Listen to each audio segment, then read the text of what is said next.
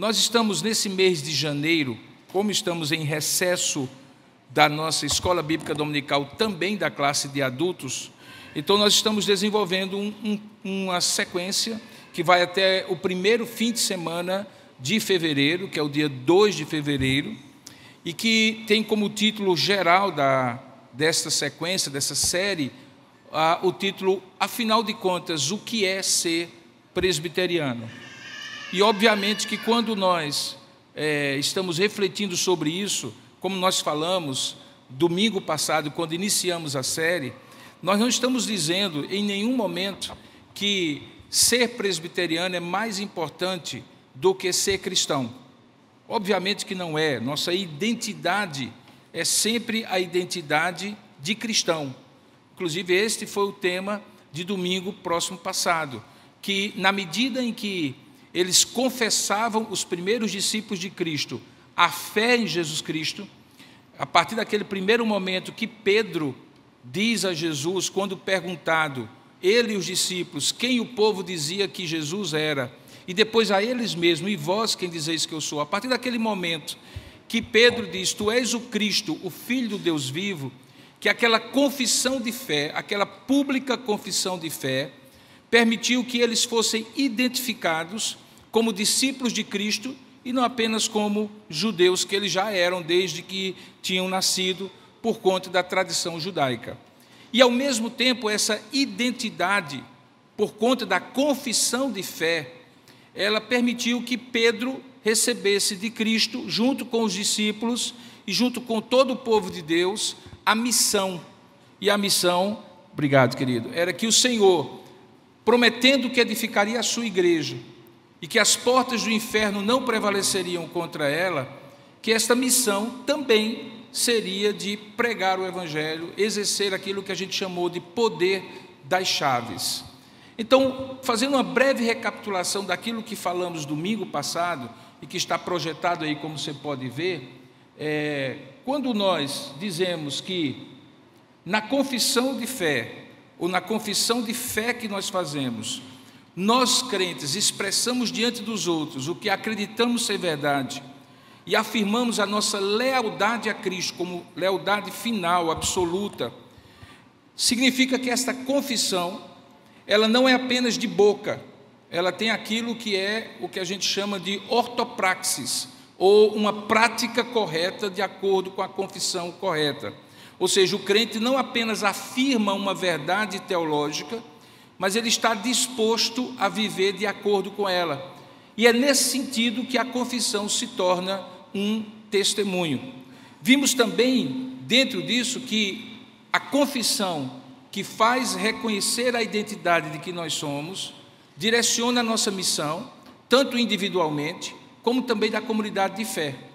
Então é por isso que nós entendemos que, muito embora a confissão cristã mais antiga, mais abrangente, fosse simplesmente aquela que Pedro fez, tu és o Cristo, o Filho de Deus, gradativamente, como aponta o Dr. Augusto Nicodemos, no período apostólico, essa confissão inicial ela foi sendo mais e mais qualificada e explicada, à medida que a igreja apostólica, ainda na época dos apóstolos, enfrentava alguns problemas teológicos e doutrinários que fustigavam aquela igreja para que ela se desviasse da palavra de Deus, e aí ele cita alguns.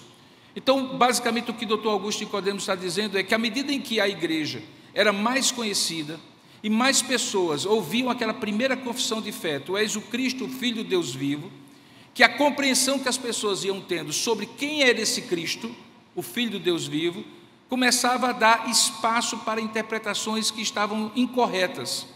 E como uma forma de corrigir essas incorreções, essa confissão de fé começou a ser progressivamente melhor explicada.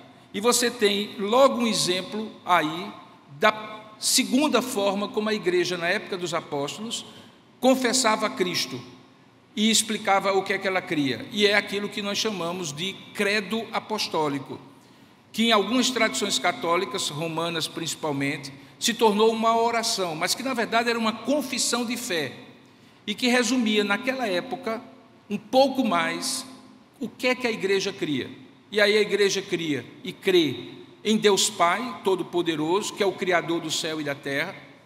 Vê que logo depois do Pai, a segunda pessoa da Trindade é colocada nessa confissão e é dito: creio em Jesus Cristo, seu único Filho, que é o nosso Senhor, que foi concebido por obra do Espírito Santo, que nasceu da Virgem Maria, que padeceu sob o poder de Pôncio Pilatos, que foi crucificado, morto, sepultado, que ressurgiu dos mortos ao terceiro dia, que subiu aos céus e que está sentado à direita de Deus, Pai Todo-Poderoso, de onde há de vir para pregar, ou para julgar os vivos e os mortos. Perceba que aqui sobre Jesus Cristo não é dito apenas Jesus Cristo é o Filho do Deus vivo, mas é explicado detalhes dessa crença, mostrando que a igreja estava evoluindo na maneira como compreendia a sua própria confissão de fé.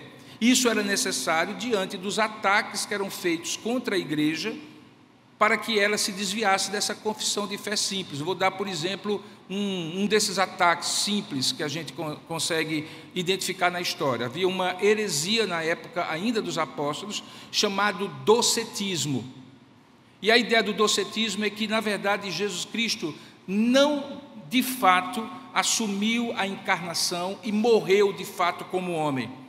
Que ele era apenas uma aparência de homem, e que naquilo ali, poderíamos dizer hoje, era uma grande aparência que fazia com que Cristo, que era Deus, o próprio Deus, assumisse a ideia, a impressão dada para as pessoas de que ele era encarnado, mas na verdade ele não tinha encarnado de fato.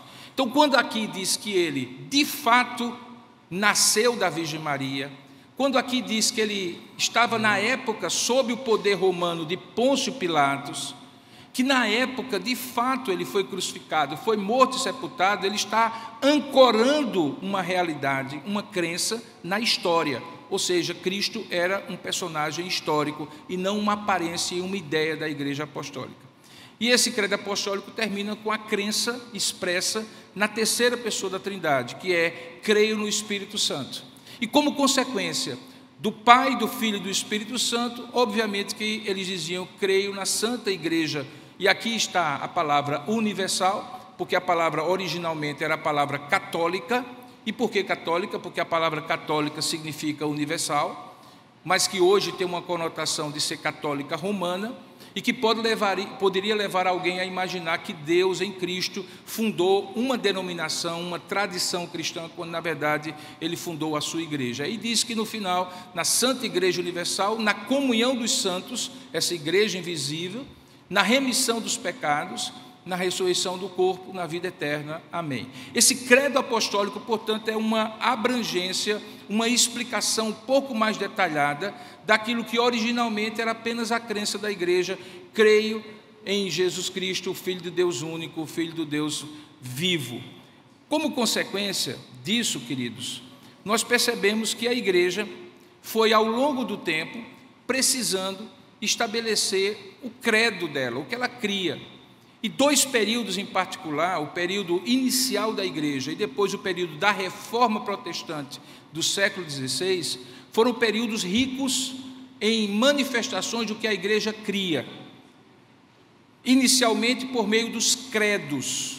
Por que credos? Porque todas aquelas afirmativas começavam com creio, que é a palavra credo em latim. E no século XVI, com as palavras confissões, que eram explicações mais abrangentes ainda, bastante mais sistematizadas. Então, um credo, uma regra de fé ou um símbolo, é uma espécie de confissão de fé para uso público, não apenas para que eu creia no coração, mas que eu possa compartilhar com as pessoas, e compartilhando com as pessoas possam dizer: eu também creio nisso e essa é a nossa identidade. É uma forma de palavras colocadas com autoridade, que são consideradas como necessárias para expressar a salvação e para a firmeza e o bem-estar da igreja cristã. Ao mesmo tempo, é uma série de afirmações conectadas, que são cridas como verdadeiras e que são derivadas de fontes de informação, fontes dessas como os registros dos acontecimentos na história. Então, em outras palavras, o que nós cremos hoje é um acumulado de confissões de fé que, ao longo de 2000 anos da história da igreja, têm sido afirmadas e reafirmadas por concílios, por grupos de pessoas, por igrejas, por documentos históricos. Nós somos uma igreja e somos uma religião que está baseada no livro sagrado, que é a Escritura Sagrada, e também nas confissões que a Igreja de Cristo, ao longo dos 2000 anos de história, fizeram sobre esse livro. Quando tiraram um pedacinho daqui, juntaram com o outro e estabeleceram uma doutrina. A Bíblia não é uma enciclopédia que você pega um tema, amor, e tudo que Deus revelou sobre o amor está ali. Perdão, e tudo que você sabe ou precisa saber de Deus sobre o perdão está ali. Não, a Bíblia é uma série de histórias, cartas, louvores, uma série de estilos literários que ao longo de vários séculos foi compilada e que, quando a igreja olha para esses livros históricos e quer estabelecer uma doutrina, ela pega de um lado, pega do outro e diz, aqui diz assim, que complementa com isso, que complementa com aquilo, e assim há uma sistematização da fé, que é o que a gente chama de teologia. Então, tudo isso nos leva a entender como é que a confissão da nossa fé é importante. Só para título de ilustração, esses dois períodos que nós temos aí, o período da Igreja Antiga, que vai do ano 30, que é logo depois da morte e ressurreição de Jesus, até o ano 590, que é quando ela se torna igreja literalmente oficial, e num outro período chamado Igreja Reformada, que é no século XVI, que começa com Lutero em 1517, você tem todos esses documentos aí que ao longo do tempo se tornaram documentos universais que toda a Igreja de Cristo, pelo menos a igreja que se preservou fiel à Escritura Sagrada, estabelece. Então você vê, por exemplo, 3 grandes concílios: o concílio de Nicéia, no ano 325, o concílio de Constantinopla, no ano de 381, e o concílio de Calcedônia. Esses concílios foram importantes porque o que se crê hoje, a explicação do que se crê hoje, por exemplo, sobre as duas naturezas de Cristo, que Jesus é ao mesmo tempo Deus e ao mesmo tempo homem, foi sistematizado nesses concílios. Ao mesmo tempo, você vê, por exemplo, na época da Reforma, quando a igreja, depois de todo um período distante de Deus, se desviou da verdadeira doutrina, os reformadores resgataram e juntos escreveram as chamadas confissões de fé. Tem uma, inclusive, que foi escrita aqui no Brasil, essa confissão de fé de Guanabara, em 1557, quando os huguenotes, os calvinistas franceses, foram expulsos daquela chamada França Antártida, aquela iniciativa de colonizar a Baía de Guanabara, e martirizados, morreram por sua fé. Antes disso, escreveram aquilo que criam, e ao escreverem aquilo que criam, foram julgados por aquilo que criam, que é essa segunda confissão de fé mais antiga que nós temos na época da Reforma, depois da confissão de fé de Genebra. Genebra, como você sabe, a pátria de Calvino, de todo o calvinismo. E temos todas essas outras aí, que você talvez tenha interesse de conhecer, eu posso depois lhe dar referências. E a última, de 1647, que é a Confissão de Fé de Westminster, é símbolo de fé da Igreja Presbiteriana, assim como seus 2 catecismos. Então, quando nós dizemos que somos uma igreja confessional, significa que nós estamos lastreados, que isso não começou ontem, não foi Ashbel Green Simonton, o fundador da Igreja Presbiteriana, que resolveu criar uma seita, resolveu criar uma nova religião chamada presbiterianismo. Não, é uma tradição de 2000 anos, ancorada na Escritura, nos documentos da Igreja, que ao longo de 2000 anos expressam aquilo que nós cremos. Tudo isso foi exposto domingo passado, naquela primeira parte da nossa série, que foi a parte que falava por que é importante ter uma confissão de fé. Hoje nós vamos para a segunda parte. E a segunda parte enfoca e enfatiza algo muito importante na igreja presbiteriana. Deixa eu dizer uma coisa para vocês. É possível ter uma igreja presbiteriana sem pastor. Mas é impossível ter uma igreja presbiteriana sem presbíteros. Porque a base do governo da igreja presbiteriana são os presbíteros, daí o nome. E vocês vão entender hoje por que eles são importantes. Eu digo que os presbíteros são os guardiães da doutrina e do governo da igreja. Isso é importante saber disso, muito importante. Porque o pastor ele pode até ser convidado para fazer os atos que exclusivamente o pastor pode fazer. Ele é membro de um presbitério, ele é designado para uma igreja, ele passa um ano vindo para a igreja, batizar os convertidos, celebrar a Santa Ceia, dar a bênção apostólica, doutrinar a igreja, que são funções e prerrogativas do pastor.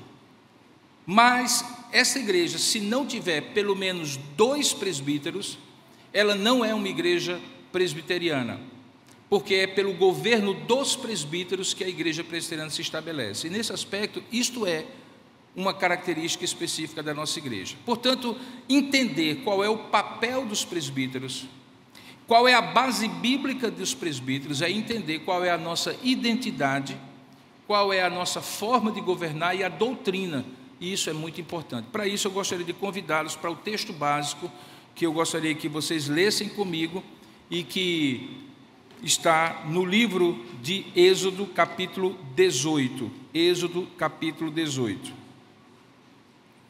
Êxodo, capítulo 18. Se você estranhar, por que é que eu estou falando de presbíteros, que é um termo usado no Novo Testamento, e estou usando como texto básico um texto de Êxodo no Antigo Testamento, você vai entender que a instituição dos presbíteros não é uma instituição do Novo Testamento, mas tem uma origem no Antigo Testamento. E aqui talvez seja a influência mais forte do judaísmo sobre o cristianismo, e particularmente sobre o presbiterianismo, que é a questão dos presbíteros. Presbíteros não são deputados que a gente elege para nos representar. Presbíteros não são representantes do povo no conselho.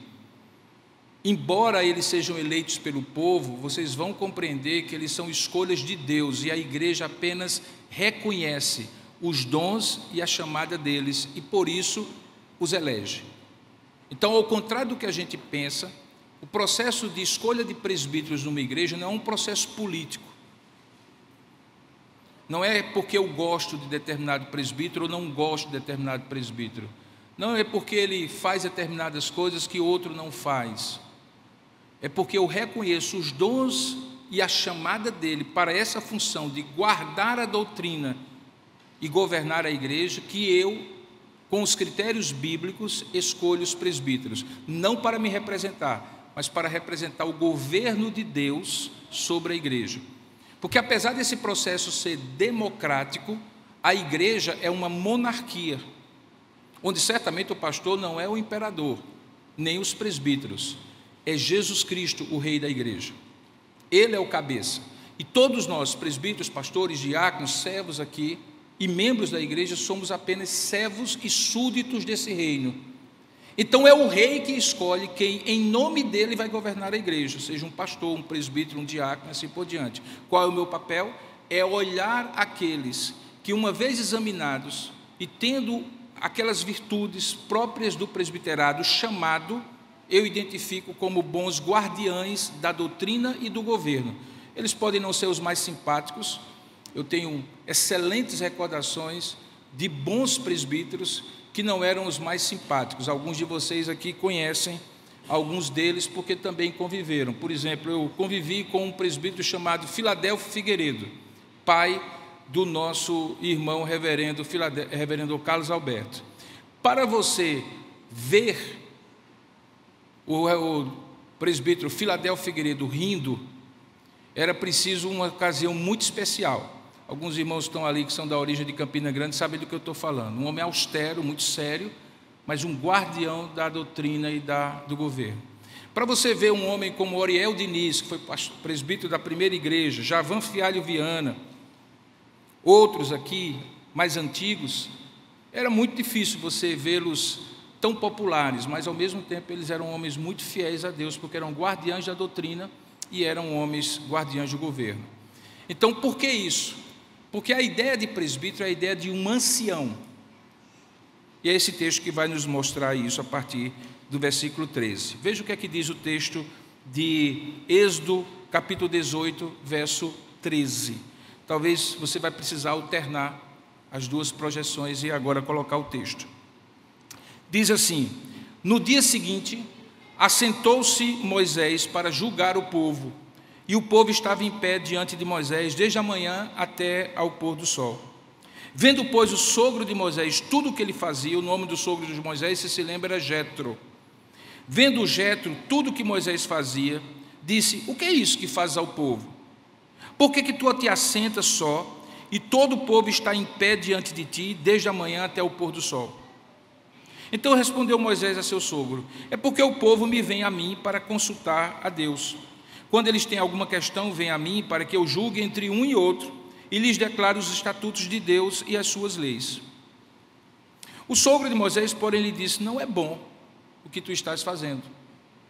Sem dúvida tu desfalecerás, tanto tu como este povo que está contigo, pois isto é pesado demais para ti. Tu só, ou tu sozinho, não o podes fazer. Ouve, pois, as minhas palavras, eu te aconselharei, e Deus seja contigo. Representa o povo perante Deus e leva as suas causas a Deus.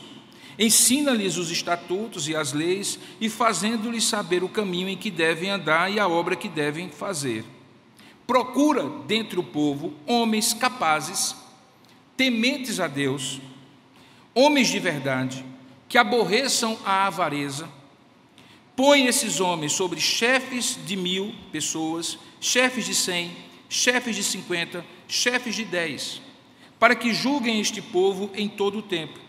Toda causa grave trarão a ti, mas toda causa pequena eles mesmos julgarão. Será assim mais fácil para ti, e eles levarão a carga contigo. Se isto fizeres, e assim Deus a ti mandar, poderás então suportar, e assim também todo este povo tornará em paz ao seu lugar. E Moisés atendeu às palavras de seu sogro e fez tudo quanto lhe dissera. A maior parte dos comentaristas bíblicos diz que é aqui que surge a ideia de anciãos do povo, escolhidos por Deus por meio de Moisés, naquele momento da história, para dividir com eles a liderança do povo. Esse povo, que era milhões de pessoas saindo do Egito para uma terra prometida, que não tinham nenhuma noção de governo, nem governo eclesiástico, nem civil, não tinham leis, a não ser aquelas que Moisés recebeu e receberia logo depois aqui em Êxodo capítulo 20, chamada Lei do Senhor. Era um povo que era apenas um aglomerado de gente e que precisava de governo, doutrina, estatutos para virar gente, como a gente gosta de falar. Para isso, Deus constitui ao lado de Moisés, usando a sabedoria de um ancião chamado Jetro, que a melhor maneira de fazer isso era o governo colegiado de anciãos. Surge aí então a ideia de que presbítero, como a própria palavra diz, pode voltar para a projeção, por favor, como o próprio nome diz, significa anciãos, não necessariamente anciãos na idade, mas anciãos na maturidade cristã. Pode tirar aí esse aí, obrigado. Veja aí, por exemplo, que etimologicamente, na origem, a palavra presbítero é a transliteração do termo grego presbíteros, que significa anciãos. Ele é equivalente à palavra que aparece aqui, que é a palavra zaquém, em hebraico, que ocorre no plural, anciãos, 167 vezes no Antigo Testamento, e no singular apenas 9 vezes. Só o fato de que matematicamente anciãos sempre aparecem mais do que ancião, mostra que eles nunca estavam sozinhos, governando unilateralmente, singularmente. Eles sempre estavam governando em grupo, num colegiado, aquilo que a gente começou a ouvir várias vezes no Antigo Testamento, a expressão, os anciãos do povo. Então o termo identificava, como você pode ver aí na projeção, os líderes do antigo Israel, seja de uma cidade, seja de uma tribo, seja em nível nacional, que exerciam funções de governo, mas não um governo qualquer, um governo baseado na lei de Deus. Naquela época havia uma teocracia. A lei de Deus regia não apenas os aspectos religiosos, mas regia os aspectos civis, penais, relacionais, tudo era baseado na lei de Deus. E quem regia isso não era Moisés sozinho, não era Josué, que foi o seu sucessor sozinho, mas havia homens com ele de uma maneira colegiada, que eram reconhecidos pelos seus sábios conselhos, como você vê na projeção, pela sua prudência, pela sua vivência e pela sua capacidade de julgar situações difíceis. É ali que surge a ideia de anciãos como pessoas que podiam governar melhor o povo de Deus. Por exemplo, em Êxodo capítulo 3, verso 16, não precisa projetar, mas se você tiver a Bíblia, pode abrir. Você vai ver, por exemplo, a primeira referência a esse termo que é Zequem, no hebraico, que traduz a ideia de ancião. É quando lá em Êxodo capítulo 3, quando Deus chama Moisés para ir a Faraó e dizer, deixe o meu povo ir. Preste bem atenção, Deus chama Moisés, mas Moisés não vai sozinho. A primeira ordem que Deus dá a Moisés, depois de aparecer para ele no versículo 14, na sarça ardente, é que ele fosse junto com os anciãos do povo. Veja o que é que diz o verso 16. Vai, ajunta os anciãos de Israel e diz-lhes, o Senhor, Deus de vossos pais, o Deus de Abraão, o Deus de Isaque, o Deus de Jacó, me apareceu, dizendo, em verdade eu vos tenho visitado e visto o que vos tem sido feito no Egito. É só depois que Moisés compartilha com a liderança madura do povo de Deus, que nem era uma liderança ainda formal, porque eles ainda eram escravos no Egito, mas mesmo como escravos, eles tinham na figura dos mais velhos, do ancião, aquela pessoa que deveria ser respeitada, honrada e que tinha sábios conselhos. Só depois de compartilhar com eles é que eles vão juntos para Faraó e Moisés fala em nome de Deus, mas com o apoio daqueles anciãos. Essa é a primeira referência a anciãos do povo. E de lá para cá você vai encontrar mais 166 referências. E em todas elas, em qualquer época, antes de entrar na terra, na época dos juízes, na monarquia de Israel, a ideia de anciãos. E isso chega ao tempo de Jesus. E ao chegar ao tempo de Jesus, você vai encontrar uma instituição já formada, formalizada, chamada Sinédrio. E o que era o Sinédrio? Era o conselho dos anciãos. Havia ali pessoas que eram sacerdotes, inclusive o sumo sacerdote Anás e Caifás, mas havia também os anciãos de Israel. Eles eram em número de 70, porque se dizia que esses homens que foram escolhidos aqui, inicialmente por Moisés, eram 70 homens. 70 é um número meio que simbólico, não se sabe exatamente se era 70 ou 72. Por que é um número simbólico? Porque 7 é o número da perfeição e 10 é o número da totalidade. 70 significa que a perfeição total estava naquele reino e naquele lugar por meio dos anciãos que representavam o governo de Deus. Era um governo, portanto, perfeito e total, final, a maior autoridade que representava a vontade de Deus para aquele povo. Desta forma, o Sinédrio, que começou bem, como nós sabemos da história de Jesus, terminou muito mal, porque começou a se ensimesmar com poder, com glória, com prestígio e vaidade, e aquilo que começou bem acabou tornando o Sinédrio o grande vetor do aprisionamento, da crucificação e da morte de Jesus Cristo. Mas isso não invalida o fato de que originalmente eles foram criados para serem o conselho do governo, os guardiães da doutrina e os guardiães também do governo de Deus. Essa influência, ela chega na igreja cristã. Por quê? Se você abrir em Atos capítulo 11, verso 31, por favor, capítulo 11, verso 31 de Atos, você vai encontrar a primeira referência no Novo Testamento. No Antigo Testamento, a primeira referência a anciãos é Êxodo capítulo 3, verso 16. No Novo Testamento, a primeira referência a anciãos, traduzida a palavra presbíteros, é em Atos capítulo 11, verso 31.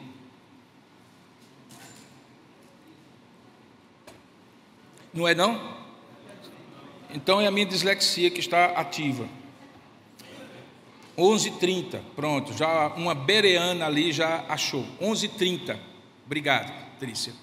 O que é que diz o texto de Atos capítulo 11, verso 30? Diz que quando aquela igreja juntou em Antioquia doações por causa de uma grande seca que estava acontecendo em Jerusalém, ela enviou aquela oferta para Jerusalém, e aquela oferta foi trazida por discípulos que moravam na Judéia, fora de Jerusalém.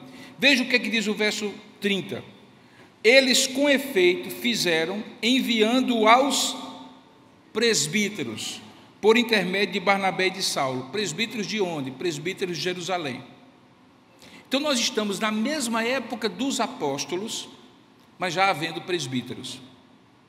Então, por um tempo, presbíteros e apóstolos na igreja cristã passaram a conviver. A igreja mais antiga é a de Jerusalém, já tinha presbíteros, e como vocês vão ver depois, todas as igrejas organizadas por Paulo só eram organizadas depois da escolha de presbíteros. Vá para Atos capítulo 14, por favor, verso 21 a 26. Nós estamos no final da primeira viagem missionária de Paulo. Lembre que foi essa viagem que começou com o Espírito Santo dizendo: separai-me para a obra que eu vos tenho chamado, Saulo e Barnabé. E essa obra que Deus tinha chamado Saulo e Barnabé a cumprir, só é cumprida quando presbíteros da igreja são escolhidos, depois de todo o trabalho de evangelização, de discipulado, em que o ciclo se fecha e as igrejas passavam a ser autônomas. Olha o que é que diz em Atos capítulo 14, a partir do verso 21, diz assim: e tendo anunciado o evangelho naquela cidade, e feito muitos discípulos, voltaram para Listra, Icônio e Antioquia, que tinham sido as igrejas que eles tinham plantado anteriormente. Estamos falando aqui de Saulo e Barnabé. O que é que eles fizeram à medida que estavam voltando pelas mesmas igrejas? Eles iam fortalecendo a alma dos discípulos, exortando-os a permanecer firmes na fé, mostrando que através de muitas tribulações importa entrar no reino de Deus. Mas isso era o trabalho que eles já tinham feito na ida e que agora eles estavam consolidando na volta.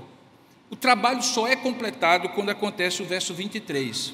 Diz que promovia em cada igreja a eleição de presbíteros.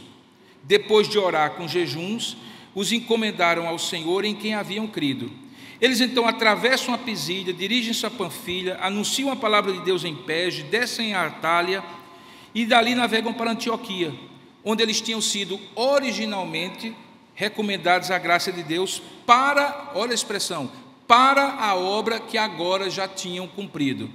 Então a obra que eles tinham cumprido não era só evangelizar e discipular, eles já tinham feito isso. É quando na volta eles vão escolhendo presbíteros para cada igreja e deixando a igreja cuidar da sua própria vida com a liderança dos presbíteros, que eles consolidam a obra. Isso, por exemplo, se reflete na maneira como nós presbiterianos organizamos uma igreja. Para nós organizarmos uma igreja, nós temos que ter gente que se torne membro, professe a sua fé. Nós temos que ter 2 oficiais no mínimo, porque como nós apresentamos, sabemos que um conjunto composto tem que ser composto pelo menos por 2 pessoas, senão ele não é um conjunto, é um conjunto unitário. Temos 2 pessoas, 2 presbíteros, devidamente capazes para liderar aquela igreja. A nossa igreja do Bessa, por exemplo, que se Deus quiser será organizada em dezembro ou janeiro desse ano, janeiro do ano que vem, ela só será organizada se até lá forem formados ou já existirem 2 presbíteros que governem aquela igreja e que tenham, junto com o pastor, a autonomia de dirigir a igreja. É verdade que precisa de recursos financeiros, mas isso aí são questões mais humanas. Do ponto de vista bíblico, precisa ter presbíteros para promover a eleição e eles liderarem a igreja. Até então, enquanto elas não são escolhidas, apesar de nós chamarmos Igreja Presbiteriana do Bessa, até por uma questão de dar uma identidade de que aquele trabalho vai ser uma igreja, e já é uma igreja, na verdade ela é uma congregação, regida pelo conselho daqui, porque ela ainda não tem autonomia eclesiástica, já que não tem pelo menos 2 presbíteros para governar a igreja. Quando tem, então se organiza a igreja. Essa é uma das razões, irmãos, porque alguns estranham, porque é que o processo de organização de igreja presbiteriana é mais lento do que de qualquer outra igreja. É porque o cuidado que nós temos é que, ao eleger 2 presbíteros no início da igreja, e dar a eles um mandato de 5 anos, como é convencionado por nós, como diria o matuto, nós estamos amarrando o nosso burrinho por 5 anos num toco, que pode ser forte o suficiente para segurar o jumentinho, ou pode não ser. E a pior coisa que pode acontecer para uma igreja é escolher mal um presbítero. Porque a cada ano, um presbítero, um pastor que for designado pelo presbitério, ele pode ser removido da igreja.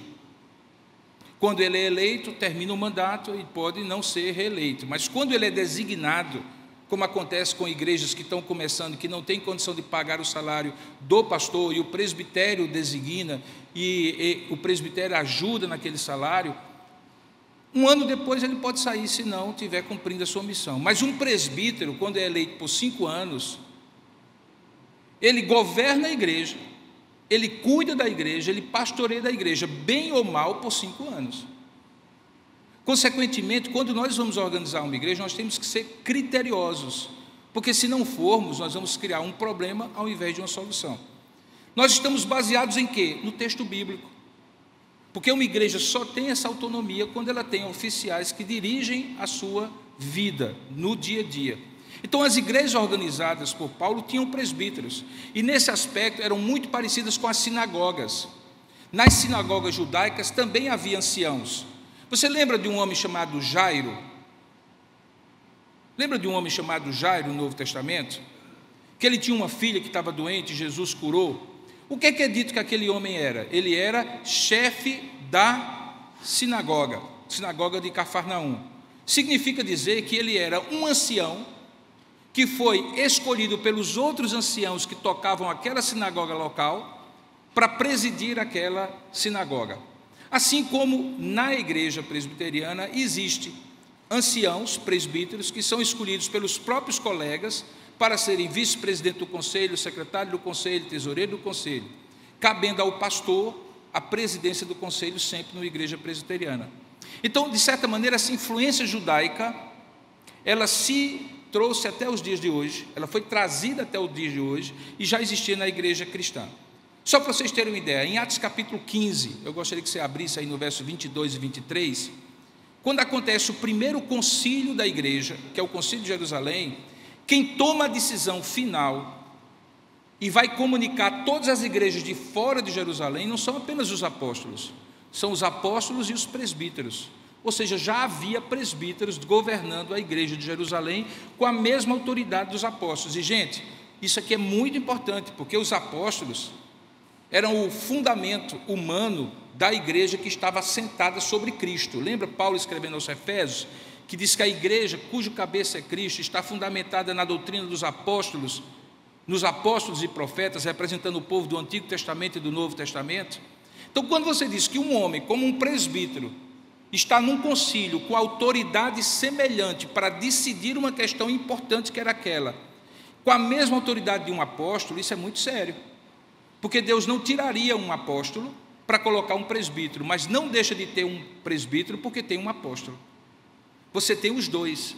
E que depois, com a evolução do tempo, se tornou, como nós vamos ver daqui a pouco, na figura do pastor, já que hoje não temos apóstolos, como eu expliquei a Marília na pergunta do domingo passado, e de presbíteros, que são presbíteros docentes, a doutrina está sobre os ombros do pastor, e presbíteros regentes, os presbíteros que ajudam ele a governar a igreja. Então veja que isso aqui é importante, irmãos. Toda essa explicação bem detalhada para você, é para você entender que não foi alguém que disse assim, que nome bonito, né? Vamos colocar o nome presbiteriano. Não, vamos fazer o seguinte, vamos eleger 2 ou 3, um representa a mocidade, outro representa a SAF, outro representa tal, e aí a gente tem uma representação política dentro do conselho. Não, irmãos, quem pensa assim está equivocado.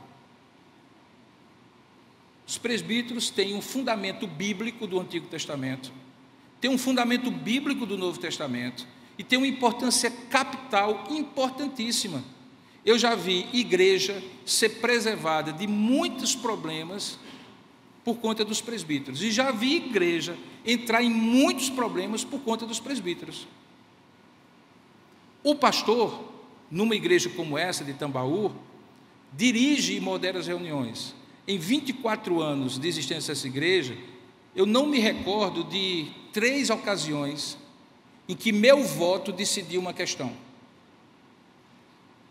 Todas as questões dessa igreja são decididas pelos presbíteros e que eu conduzo o processo. Obviamente, quando eu entendo que é uma questão extremamente importante, a ideia de criar um consenso, de preferência uma unanimidade, é a ideal. E se aquela questão não está pronta para ser decidida, a gente vai tratando, orando. Por quê? Porque é muito importante. Os presbíteros sustentam a doutrina e o governo da igreja. Veja em Atos capítulo 15, verso 22 a 23. Diz assim o texto: depois da decisão, quando ela foi enviada a Antioquia, diz assim: então pareceu bem aos apóstolos e aos presbíteros.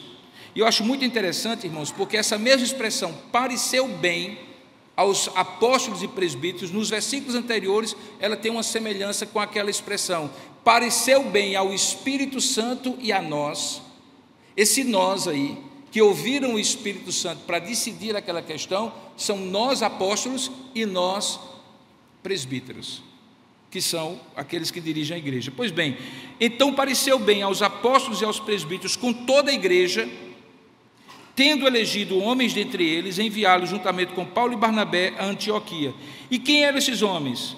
Judas, chamados Barsabás, não é Judas Iscariotes, não confunda as coisas, possivelmente um presbítero, e Silas, que veio a ser companheiro de Paulo a partir da segunda viagem. Homens notáveis entre os irmãos. E aí eles escrevem uma carta que é enviada a todas as igrejas, e na carta enviada a todas as igrejas é dito assim: os irmãos, tanto os apóstolos como os presbíteros, aqueles irmãos destinavam uma carta aos gentios que estão em Antioquia, Síria e Cilícia, e aí eles fazem a saudação. Portanto, a carta que decide e que expressa a decisão de Jerusalém é escrita por apóstolos e presbíteros. Tal é a importância do fundamento dos presbíteros no governo da igreja.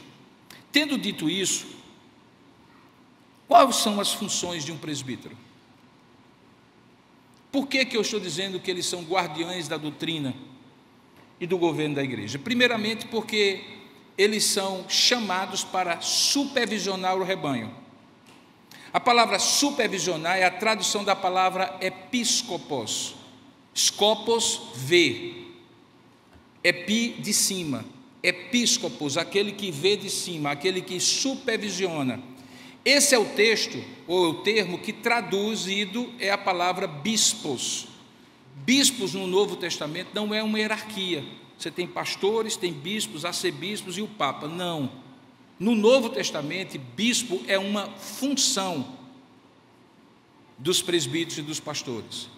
Eles têm a responsabilidade de olhar a igreja de uma visão alta, como um todo, como Deus está vendo, para representar a vontade de Deus para a igreja. Ele é um arcebispo, no sentido de que ele é um supervisor, que olha todos. Um supervisor de uma equipe não vende o sapato, mas vê como cada vendedor está vendendo na sapataria.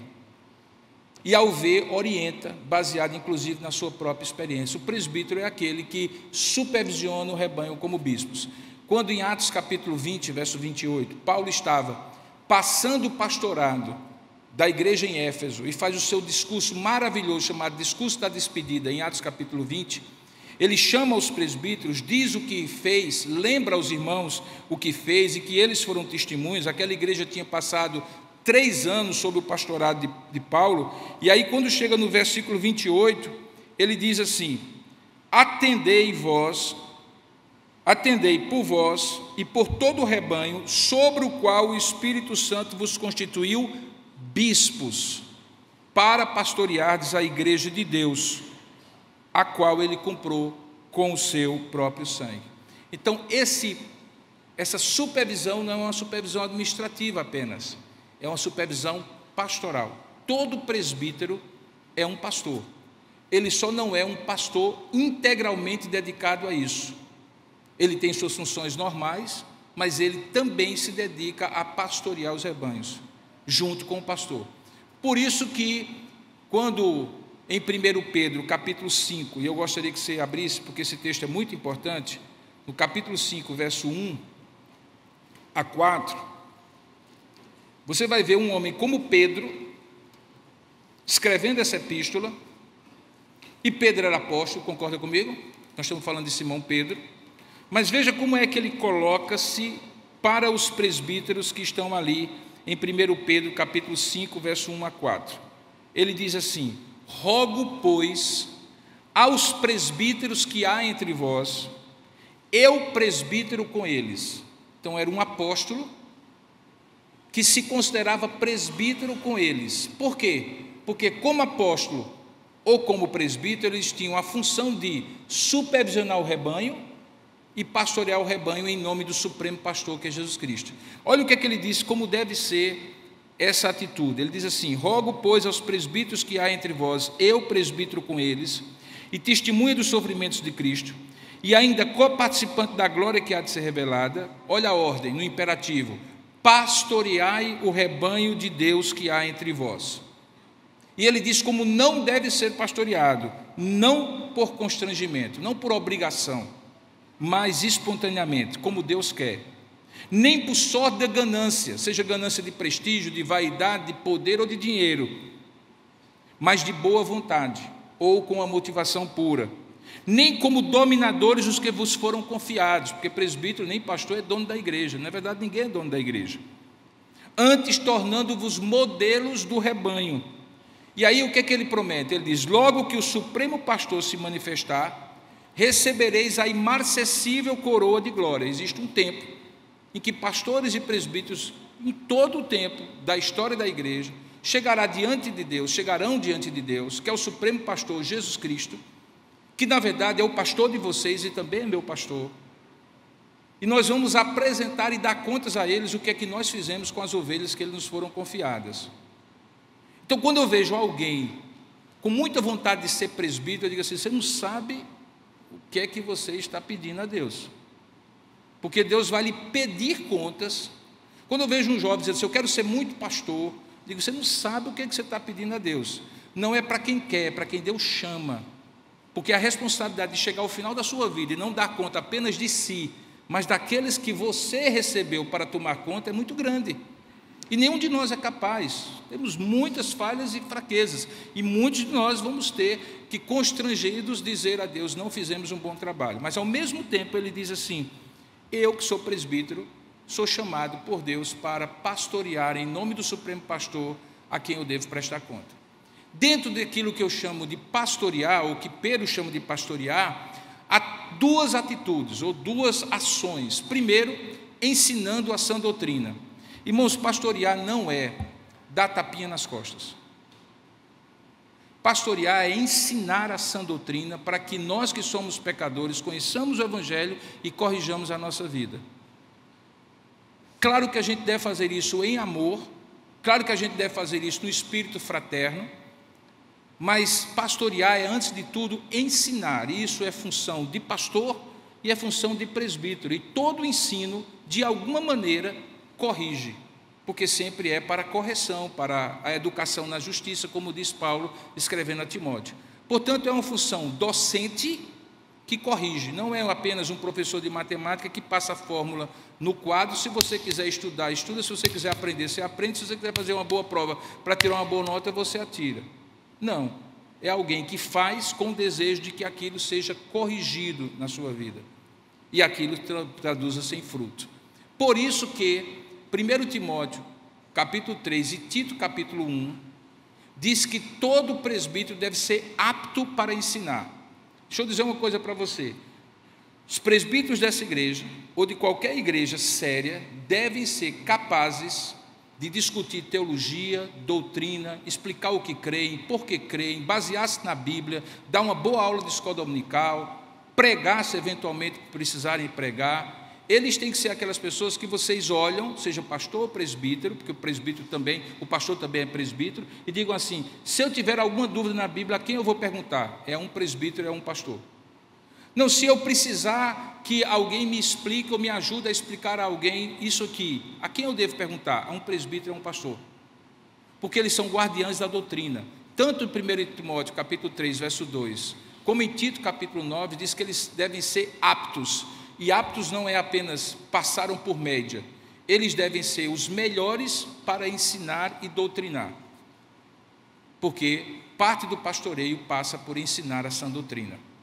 Segundo, passa também por modelar a piedade. E aqui eu estou falando de piedade, é um termo bíblico para vida cristã consagrada.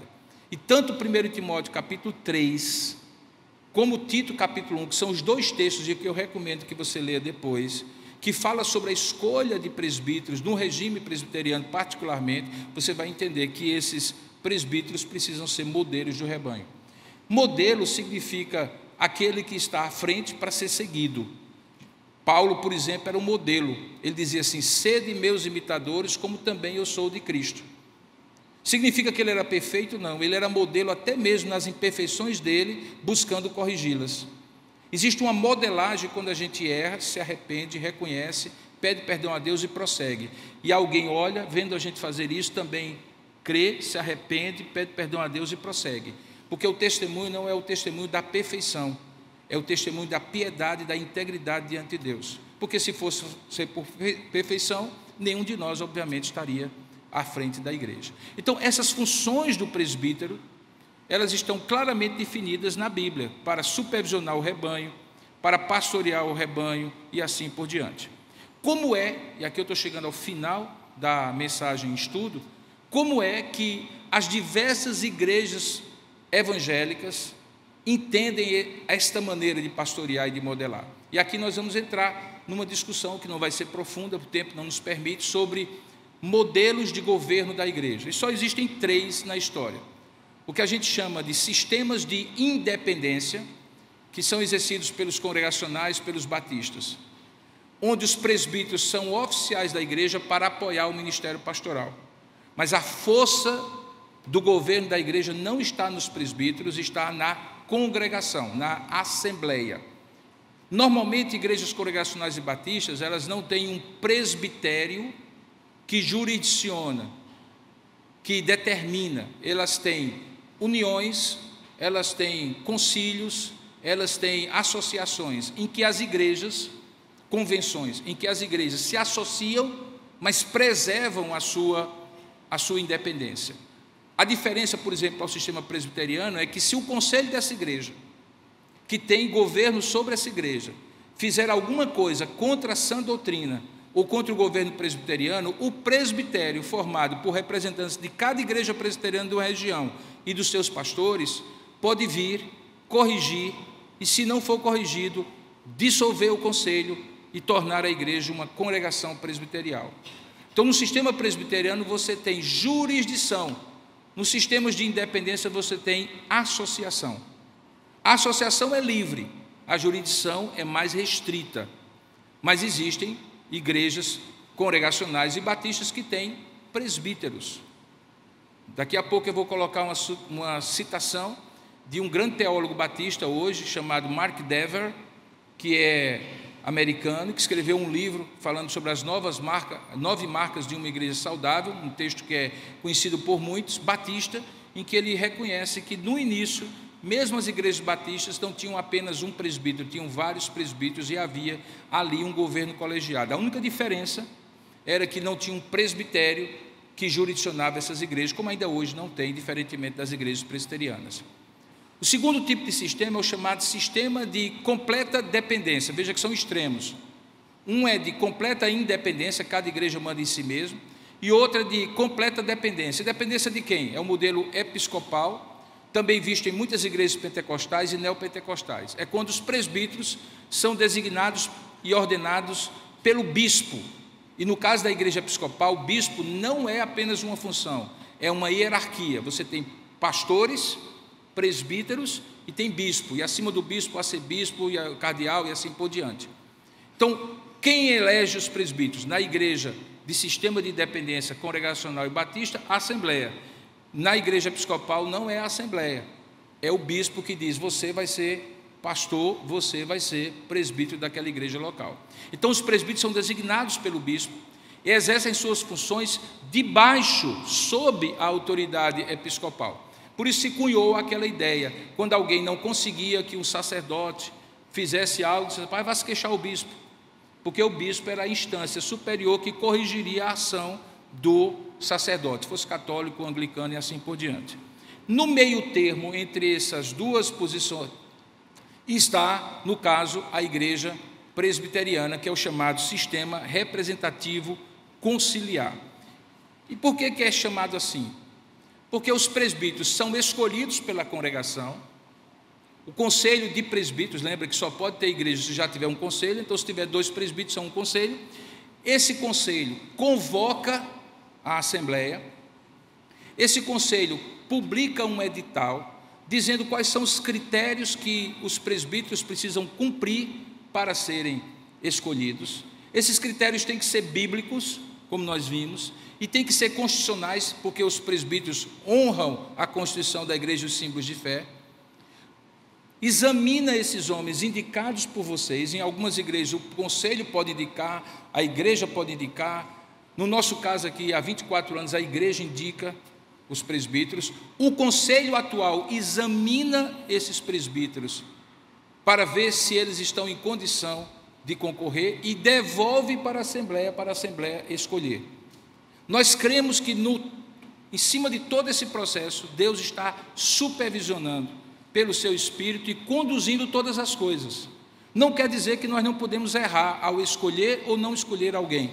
Significa que mesmo se errarmos, Deus tem um propósito nisso, porque é sempre assim, inclusive quando elegemos representantes seculares para governar outras instâncias, porque toda autoridade é constituída por Deus. Temos que ter critérios? Sim, temos que ter critérios, mas em última instância é Deus quem escolhe. E isso faz com que esses homens que foram escolhidos passem a compor este conselho para o quê? Para pastorear, governar a igreja, e aí vem a diferença. Representar em concílios que a jurisdicionam. Nós fazemos parte, por exemplo, de um concílio chamado Presbitério Metropolitano da Paraíba. A igreja de Tambaú, a igreja de Intermares, a igreja de Altiplano, a igreja do Gás ou a igreja de Baixo dos Estados. Essas 5 igrejas formam um concílio. Agora, no final do mês, esse concílio vai se reunir ordinariamente, acontece uma vez por ano. Desta igreja irá um presbítero e o pastor da igreja. E de cada igreja irá um presbítero e o pastor da igreja. E os que forem pastores auxiliares também irão, mas representando apenas a si mesmos. O presbítero é que representa a igreja. Isso é uma coisa interessante. Eu não represento a igreja no presbitério metropolitano. Quem representa a igreja é o presbítero da igreja. Eu represento o meu próprio ministério. Eu presto um relatório, eu sou examinado no meu relatório, e a igreja presta um relatório, e o presbítero que está representando essa igreja esclarece ao concílio sobre o relatório. E o presbitério e suas decisões têm poder de lei sobre o presbitério, ou sobre a igreja local. E essa é a grande diferença do que eu chamo de representativo conciliar. Em outras formas congregacionais ou episcopais, essa poder de jurisdição do concílio sobre o outro não existe. Então existe uma hierarquia de concílios, não de pessoas. Por exemplo, um presbítero que sai dessa igreja, ele pode ser escolhido como representante do presbitério metropolitano em 2026 para o Supremo Concílio. E um presbítero dessa igreja, ou de uma igreja bem pequenininha da periferia de João Pessoa, ou do interior de qualquer lugar desse país, pode ser eleito presidente do Supremo Concílio. Mas ele não terá poder hierárquico, como se fosse um papa ou um arcebispo, sobre as instâncias da igreja. Porque não é assim que na igreja funciona, porque nós não somos episcopais, somos representativos conciliares. Isso é importante porque quando nós entendemos dessa maneira, entendemos que escolher presbíteros é importante, porque eles representam os guardiães da doutrina e do governo. E é nesse ponto que 2 citações aqui se fazem necessárias. Onde é que está o poder da igreja? Eu estou chegando ao final, irmãos. O poder da igreja, primeiro, reside no seu corpo e também nos seus oficiais, quando esses oficiais estão exercendo em nome desse povo que os elegeu. O poder eclesiástico é delegado por Cristo à igreja como um todo, aos membros comuns e aos oficiais, igualmente. Mas em acréscimo, os oficiais recebem uma porção adicional do poder de Deus, da autoridade de Deus, como se requer para o cumprimento dos seus respectivos deveres na igreja de Cristo. Porque quanto maior a responsabilidade, mais autoridade a pessoa tem que ter para exercer essa responsabilidade. Preste bem atenção o que é que a própria Constituição da igreja diz sobre isso. O poder da igreja é espiritual e administrativo, residindo na corporação, ou seja, no corpo, isto é, nos que governam e também nos que são governados, que sentam aqui. Nós temos presbíteros e pastores aqui presentes. A autoridade dos que são governados é exercida pelo povo reunido em assembleia. Quando o povo está reunido em assembleia, a autoridade está na assembleia. Mas a autoridade dos que governam é quando a igreja não estando assentada em assembleia, eles têm a ordem, que é a ordenação deles, a autorização para eles governarem a igreja, e a jurisdição, que é a autoridade de governarem sobre a igreja. Por isso que todo presbítero, todo diácono, todo membro que é eleito oficial da igreja, chama oficial não porque ele tem uma patente, mas é porque ele está ordenado, ou seja, reconhecido e autorizado, e investido, ou seja, empossado para exercer a autoridade daqueles que o elegeram. Então é de ordem quando exercida por oficiais individualmente, na administração dos sacramentos, na impetração da bênção pelos ministros, na integração de concílios por ministros e presbíteros, e é de jurisdição quando exercida coletivamente por oficiais em concílios para legislar, julgar, admitir, excluir, transferir membros e administrar as comunidades.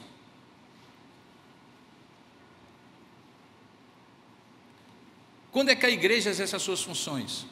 Na esfera da doutrina, governo e beneficência, mediante os oficiais. Quando esses oficiais se classificam em ministros do evangelho ou presbíteros docentes, presbíteros regentes, que são os presbíteros que não são pastores, e os diáconos. E aqui há um detalhe, esses ofícios são perpétuos, mas o seu exercício é temporário. Significa que uma vez presbítero, você é presbítero para sempre, mas você pode não estar exercendo. Eu tenho aqui vários presbíteros aqui nessa igreja, que já exerceram mandato nesta igreja ou em outras igrejas, continuam como presbíteros, eles participam de cerimônias de ordenação, eles distribuem a Santa Ceia, eles ensinam a igreja quando convidados pelo conselho, mas eles não têm governo sobre a igreja porque não estão com mandato da Assembleia para governarem. Então são presbíteros em disponibilidade. Podem ser reeleitos, sim, como outros que não são também podem, assim por diante.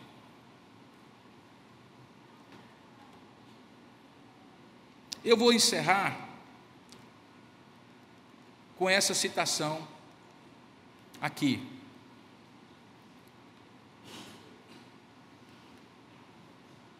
Aqui. Pronto. Isso aqui eu já falei. O que é que compete ao presbítero? Compete levar ao conhecimento do conselho as faltas que não puder corrigir por meio de admoestações particulares. O que é que pressupõe isso? Que o presbítero tem autoridade para admoestar particularmente, como se fosse pastor, porque ele também governa a igreja e pastoreia a igreja. E se ele não fizer, ele está sendo negligente. Mas se ele entender que fez, mas não foi suficiente, ele leva o conhecimento do conselho, porque o conselho então exercerá o seu poder sobre a igreja. Ele auxilia o pastor no trabalho de visitas. Eu quero dizer para vocês que existe um trabalho silencioso, discreto, de visitação, nesta e em outras igrejas presbiterianas. Pessoas que nos solicitam visitas, pessoas que estão precisando de visitas e que são visitadas, e são visitadas sem que a igreja sequer saiba. E é um trabalho silencioso que o pastor faz com os presbíteros. É também função dos presbíteros instruir os novos na fé, os chamados neófitos, consolar os aflitos, cuidar da infância e da juventude. É função dos presbíteros orar com os crentes e por eles, informar o pastor dos casos de doenças e aflições. É função dos presbíteros distribuir os elementos da Santa Ceia, tomar parte da ordenação de ministros oficiais, representar o conselho no presbitério, o presbitério no sínodo e o sínodo no Supremo Concílio e assim por diante. Mas existe um trabalho que eu preciso dizer para os irmãos. É muito frequente, esse ano, salvo engano, nós tivemos cerca de 15 reuniões do conselho ao longo do ano.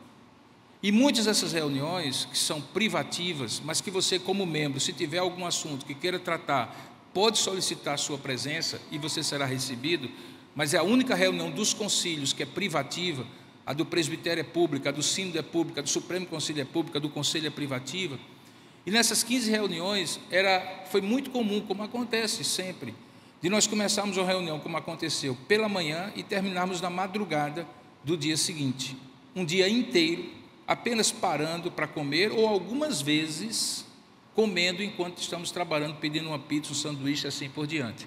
Questões não apenas administrativas, questões sérias, que tinham a ver com a igreja. Então, quando eu vejo, eu sou pago para isso, não tenho vergonha de dizer isso, eu sou pastor integralmente sustentado pelo ministério há quase 40 anos. Mas quando eu vejo homens que voluntariamente têm feito isso nessa igreja, alguns por 10, 15 anos, tirando do tempo da sua família, do seu lazer, do seu trabalho, para não ganhar nada, pelo contrário, para ganhar aborrecimento e incompreensão muitas vezes, eu preciso dizer que essa igreja precisa sempre honrar esses homens. Desonra o pastor, mas não desonra um presbítero. Porque um presbítero é um voluntário, no sentido de que ele não é obrigado a fazer, mas ele é um servo. Um servo muitas vezes incompreendido. Quando ele diz não, é porque ele é chato.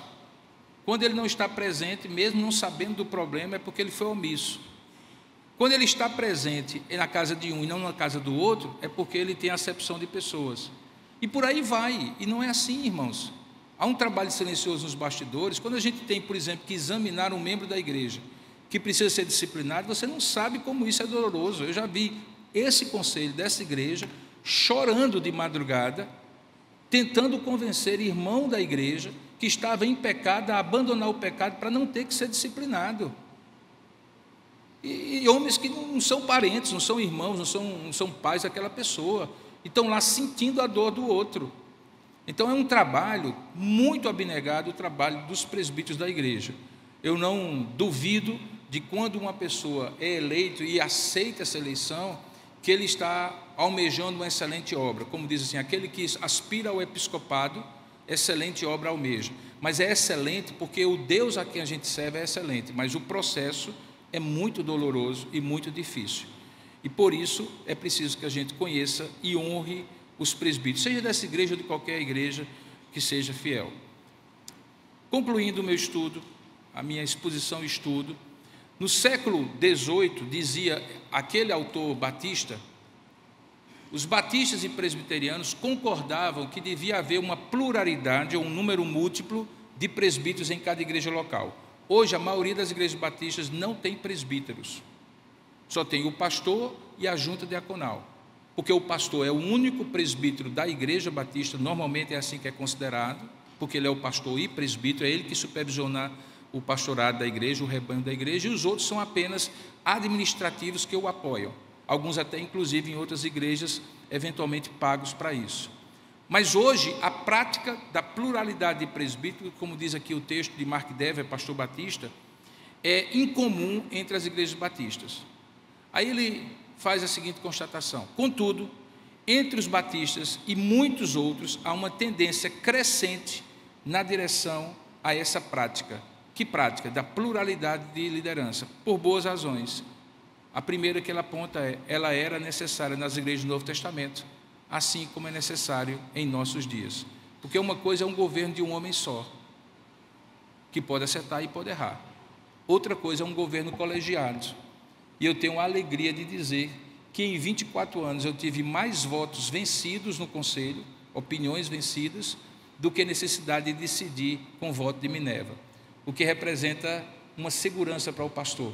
Quando traz o assunto para o conselho, e o conselho faz ponderações: pastor, será que é a melhor hora? Será que é a melhor forma? Será que a gente não podia fazer assim?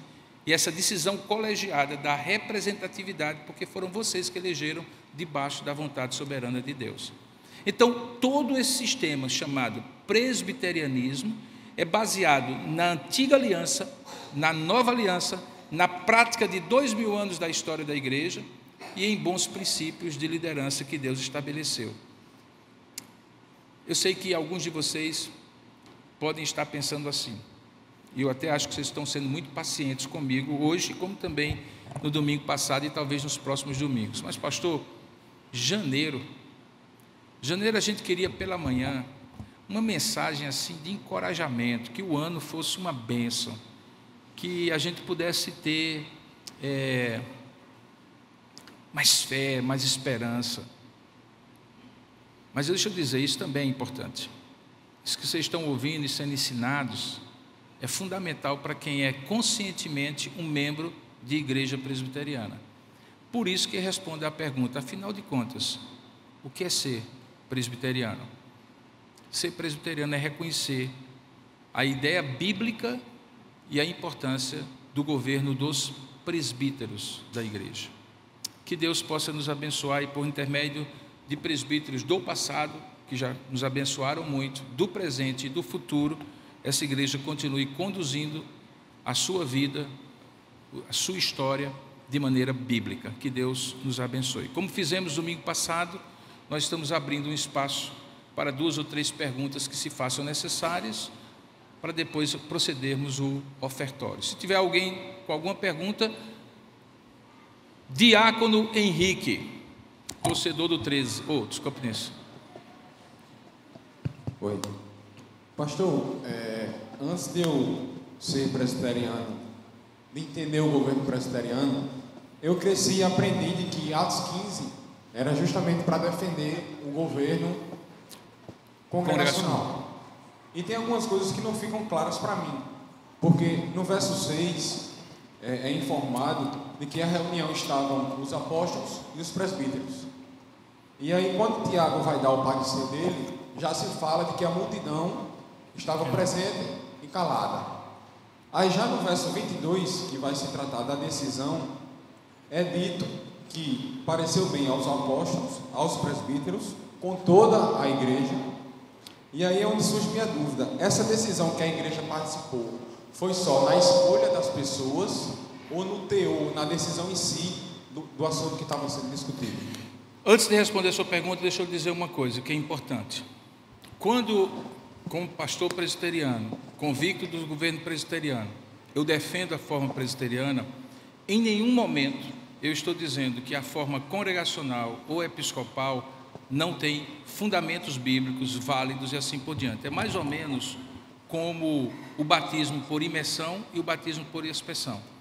A igreja presbiteriana aceita quem é batizado por imersão porque entende que o mais importante não é a quantidade de águas, mas ser feito em nome do Pai, do Filho e do Espírito Santo com a convicção de fé da pessoa, pela pública profissão de fé. Por isso que nós não somos aspersionistas, mas batizamos por aspersão. Os irmãos batistas são imersionistas. Se você sair da igreja presbiteriana e for para uma igreja batista, você vai ter que ser rebatizado, porque eles não aceitam que você foi batizado com pouca água sobre a cabeça. Essa é uma diferença. Nós presbiterianos entendemos, quando pensamos no governo, que há momentos de grande participação da igreja e que precisam acontecer nas assembleias, mas que dentro da tradição judaica, do fundamento que eu coloquei e do fundamento do Novo Testamento, o poder de governo não é da Assembleia direto, mas é da Assembleia sendo representada pelos seus representantes que ela escolhe. Digamos assim, se fôssemos falar em regime de governo humano, nós diríamos que os batistas e congregacionais acreditam numa democracia direta e os presbiterianos acreditam numa democracia representativa. Mas essa é uma explicação ainda pequena, porque, como eu falei, nós não acreditamos na democracia porque acreditamos no governo soberano de Deus. Tendo dito isso, agora eu vou para o texto. Leia de novo o texto, por gentileza, Henrique. E eu gostaria que você entendesse. Você não precisa entender grego, porque no grego ficaria mais fácil, para você entender em belo e simples português o que é que o texto diz. O versículo 6, o 12 ou o 22? Aquele que fala, pareceu bem aos presbíteros e apóstolos com a igreja. Então, pareceu bem aos apóstolos e aos presbíteros, com toda a igreja, tendo elegido homens dentre eles, enviá-los, juntamente com Paulo e Barnabé, a Antioquia. Foram Judas, chamado Barsabás. Só até aí. Pareceu bem a quem? Aos apóstolos, presbíteros e à igreja? Não. Pareceu bem aos apóstolos e aos presbíteros, vírgula, com a igreja, ou seja, a igreja estava presente, porque o concílio foi público, foi geral. Os comentaristas de Atos dizem que é possível que tenha havido, quando você lê o texto de Atos capítulo 15, pelo menos 4 momentos diferentes. O primeiro momento é quando Paulo e Barnabé chegam e apresentam a sua defesa diante das acusações que os judaizantes tinham feito e que tinha chegado aos apóstolos em Jerusalém. Qual era a acusação? Que Paulo estava pregando um evangelho que era contrário àquilo que estava na Escritura Sagrada. Então Paulo é convocado junto com Barnabé e tem a primeira sessão privativa, Paulo, Barnabé e os apóstolos, para explicar qual era o ponto de vista deles. Houve ainda 3 outros momentos, dos quais pelo menos 2 a igreja reunida participou. Primeiro, quando houve o debate, e aí está dito que o debate foi na presença da igreja, mas quem debateu não foi a igreja, não foi um membro da igreja que levantou a mão e disse assim, eu quero contestar isso e isso não. Ou era Paulo e Barnabé por um lado, ou eram os judaizantes que representavam aqueles que estavam discutindo a matéria e trazendo a queixa que provocou o concílio. A igreja assistiu, mas a igreja não decidiu, foi decidida pelos pastores, pelos apóstolos e pelos presbíteros. Tanto é que quando eles são enviados, na carta diz exatamente isso, que aos pastores e presbíteros pareceu bem com toda a igreja, ou seja, sem ser de maneira secreta, privativa e escondida, mas diante de toda a igreja, que essa decisão fosse tomada. Então é nesse sentido, Henrique, que a igreja tem um poder quando escolhe os seus representantes, e os seus representantes exercem o governo em nome dessa igreja, mas acima de tudo em nome de Deus. Então fica muito claro, na minha leitura particularmente, que esse texto, ele representa, na verdade, um texto que baseia a posição presbiteriana, certo? Sem nenhum demérito aos irmãos congregacionais. Os irmãos congregacionais têm presbíteros na igreja. Eles só não têm o poder de governo sobre a Assembleia como na igreja presbiteriana tem. Tanto é que, se a Assembleia da igreja congregacional ou batista decidir alguma coisa, não há corpo presbiterial. Agora, existe uma outra coisa que eu preciso comentar aqui, rapidamente, só para passar para a próxima pergunta. É que esses sistemas, eles têm algum tipo de flexibilidade a depender das pessoas envolvidas. Por exemplo, sem citar nomes, eu poderia dizer que há pastores batistas e congregacionais que são verdadeiros bispos. A autoridade deles, a postura deles, o temperamento deles é tão forte que nem própria Assembleia consegue contestar. E você conhece casos e situações, aqui mesmo em João Pessoa. Então, de fato, o regime é congregacional, mas de direito o regime é congregacional, mas no fato quem manda é o pastor. Aqui na igreja presbiteriana, pense aí, aqui, seja aqui ou em qualquer outra, que um pastor se levante contra o conselho, se o conselho não vai apresentar uma queixa ao presbitério e ele ser disciplinado. Porque mesmo que ele tenha uma força da autoridade pastoral, ele não tem governo pela igreja contra o conselho. Certo? Felipe. Pastor, a minha dúvida é em relação à função do presbítero. Se ele é apto a compartilhar a Santa Ceia, por que ele não seria também apto para batizar? E aí, dentro dessa pergunta, se for o caso de poder explicar, eu queria entender melhor como se dá essa sucessão dos apóstolos para com os pastores e não com os presbíteros. Tá, você tem duas perguntas então, né? Isso, obrigado. Tá. Primeira pergunta é o seguinte, como é que eu posso colocar aqui? Vou fazer uma analogia para você entender. Esse culto, ele é baseado no culto do Antigo Testamento e no culto do Novo Testamento. Nele existem elementos que são indispensáveis, a gente chama elementos do culto, você conhece isso da disciplina de liturgia. Por exemplo, não pode faltar a palavra. Por que na igreja presbiteriana, pelo menos na igreja presbiteriana de Tambaú, não existe um culto de louvorzão? Porque um culto, para ser culto, tem que ter palavra. Então, você pode ter um louvor, mas vai ter uma palavra. Pode ser uma palavra curta, pode ser uma palavra longa, mas tem que ter uma palavra. Porque a palavra é elemento indispensável do culto. Certo? Da mesma maneira, o governo tem elementos indispensáveis. Mas como o culto, ele tem elementos circunstanciais. Por exemplo, vou dar um exemplo. Você é seminarista. Em tese, você não poderia participar da liturgia, porque você não é ministro ordenado. Mas eu entendo, como futuro tutor seu, que faz parte do seu processo de formação como ministro a experiência de dirigir parte do culto. Daqui a pouco, pregar diante do culto. Essa é uma circunstância. É uma circunstância que cabe ao pastor, que é o responsável pela liturgia, abrir exceção ou não. E ele faz com a autoridade de ser o docente da igreja. Por exemplo, os presbíteros da igreja não me questionam na liturgia, e nem podem, porque a liturgia é prerrogativa exclusiva do pastor. Quem diz quem vai pregar, quais são as músicas que são cantadas e assim por diante, é do pastor, ou de quem ele delegar. Por exemplo, até o ano passado, o pastor auxiliar da igreja, reverendo Andrew, tinha a delegação do pastor da igreja para compor as liturgias. Aí acertava com Rebeca, com os líderes de louvor, as músicas e assim por diante. É uma delegação, mas a responsabilidade é do pastor efetivo. Fazendo essa mesma analogia, ao longo da história, algumas coisas que eram fundamentais foram preservadas. Por exemplo, a docência da igreja é exclusiva do pastor, isso ninguém mexe. Não é nem do pastor auxiliar ou do presbítero, é do pastor da igreja.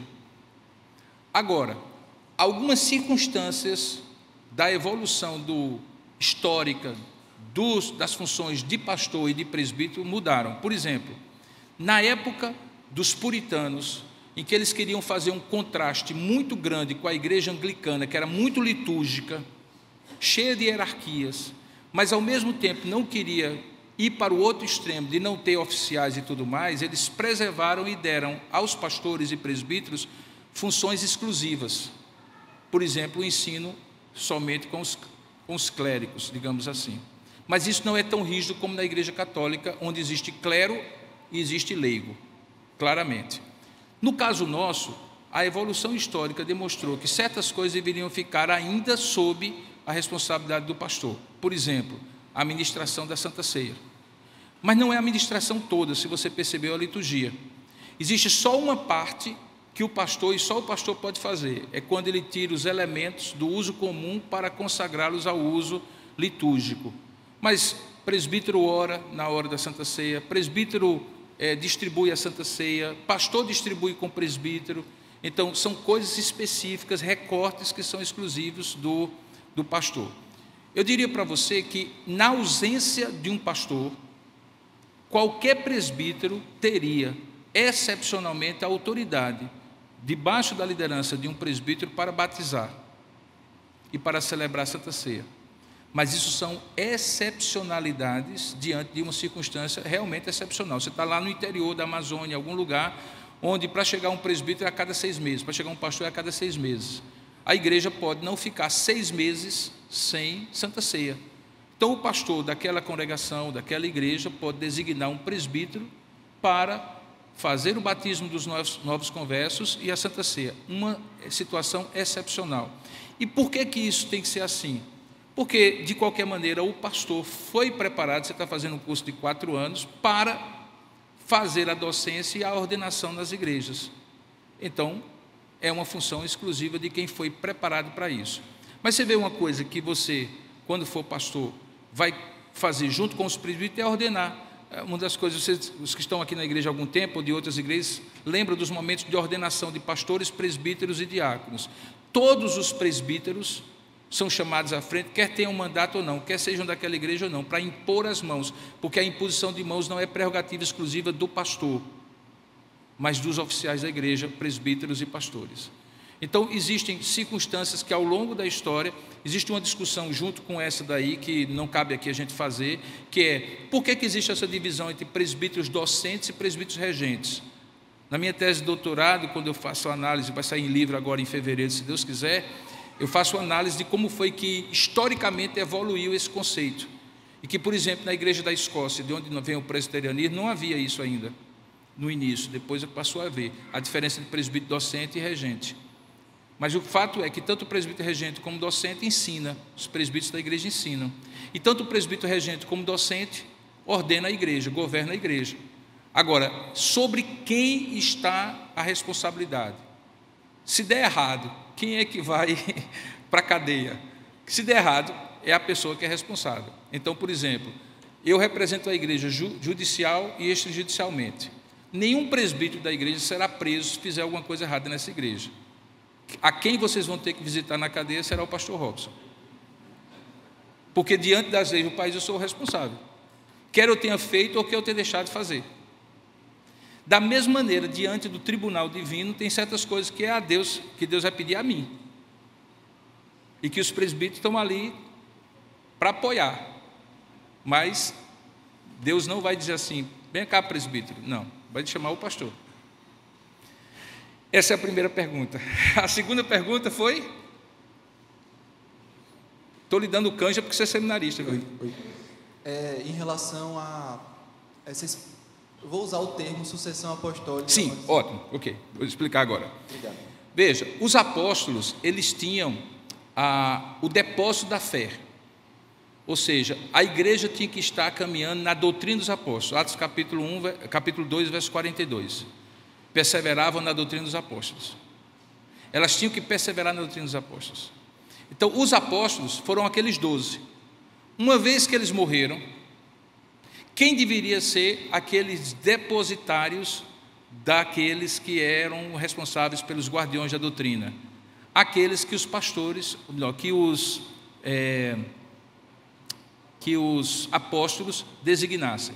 Quando você vai lá para Atos capítulo 14, verso 30, né, que foi lido e corrigido, você vai ver que os presbíteros foram não escolhidos pelos apóstolos, mas a eleição deles foi promovida pelos apóstolos e escolhida pela igreja.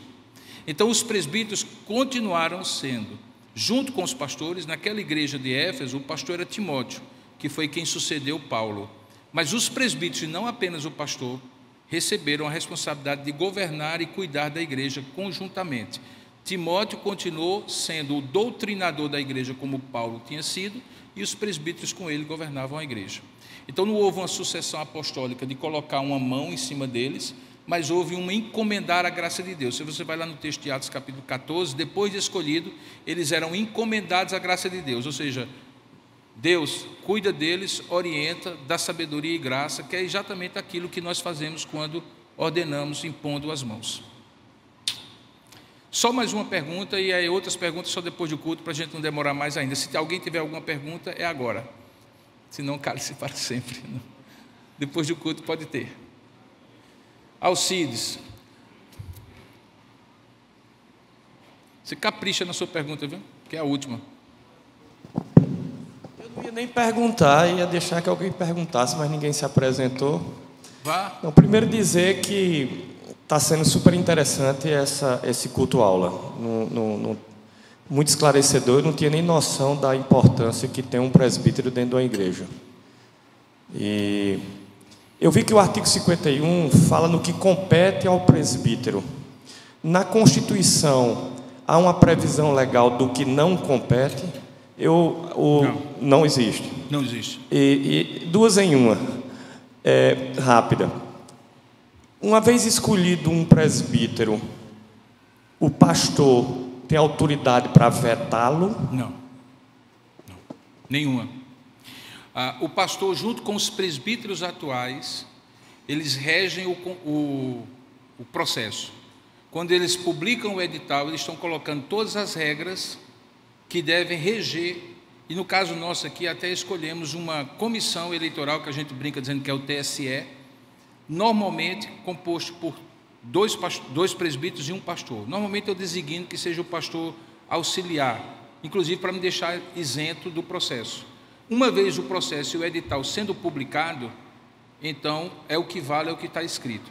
O que nós fazemos é, com muito critério, no momento do exame dos candidatos, ver a solidez da fé, o testemunho dessa pessoa, a importância que ela tem para a comunidade. Por exemplo, para ser eleito presbítero ou diácono, você tem que ter pelo menos 1 ano de membresia na igreja presbiteriana local, não é normalmente da igreja presbiteriana do Brasil.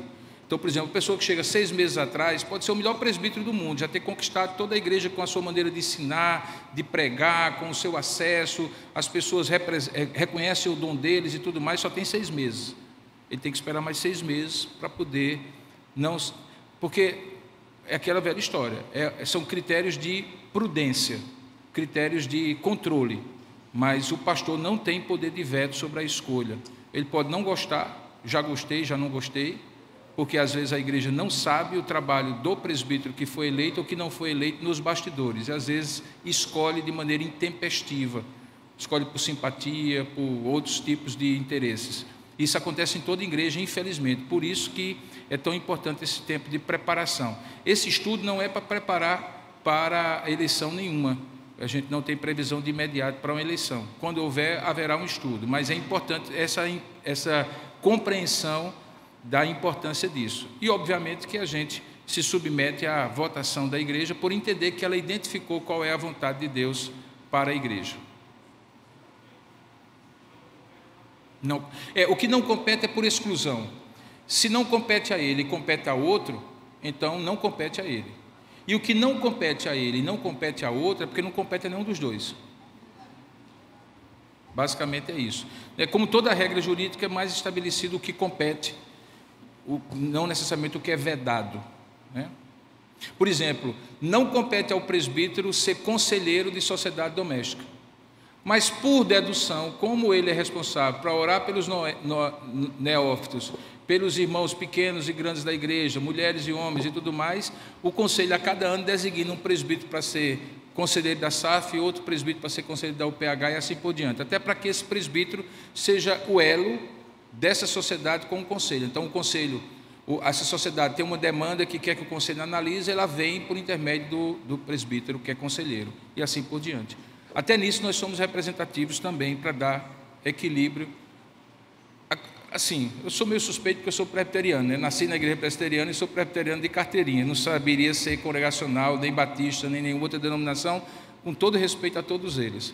Mas assim, quando você vê um governo, por exemplo, moderno, representativo, como as grandes democracias ocidentais, dos Estados Unidos, do país, desse país e de outros, baseado no governo presbiteriano, então você diz assim, opa, aqui tem uma coisa boa, importante. Só para vocês terem uma ideia, a Constituição dos Estados Unidos, ela só tem 2 assinaturas de 2 religiosos, e os 2 eram pastores presbiterianos. Então, o governo dos Estados Unidos, a democracia é ali estabelecida sob princípios presbiterianos. Amém? Vamos fazer uma oração e outras perguntas eu estou à disposição. Nós vamos ter outros estudos até o dia 2 de fevereiro. Sei que é diferente, mas mesmo sendo diferente, tenham paciência, porque isso também faz parte do ser igreja. Já que os irmãos se levantaram, vamos ficar todos de pé e vamos orar e pedir a bênção. Os que podem, claro, os que estão mais pesadinhos são dispensados, né? Vamos orar e pedir a Deus a sua bênção. Logo depois vamos ter um momento de ofertório também. Oremos. Ó Deus amado e querido Pai, nós louvamos e bendizemos o Teu nome por esse estudo e pedimos que o Senhor, ó Pai, possa fazê-lo alimento espiritual para nós, que Ele nos ajude a refletir e compreender, ó Pai, porque nós somos o que somos, qual é a nossa confissão de fé e qual a importância dela para cumprir a nossa missão. Sabemos que para a mente de muitos talvez isso sejam detalhes não importantes, mas sabemos que eles têm uma importância dentro do contexto geral de ser igreja, de ser corpo de Cristo, de fazer parte de uma comunidade de fé. Portanto, abençoa a todos que estão aqui e por meio de todos que estão aqui, a todos que haverão de ouvir também e ver também esse vídeo em tempos futuros. É isso que nós oramos e te pedimos em nome e para a glória de Jesus. Amém e amém. Pode sentar por um instante, querido.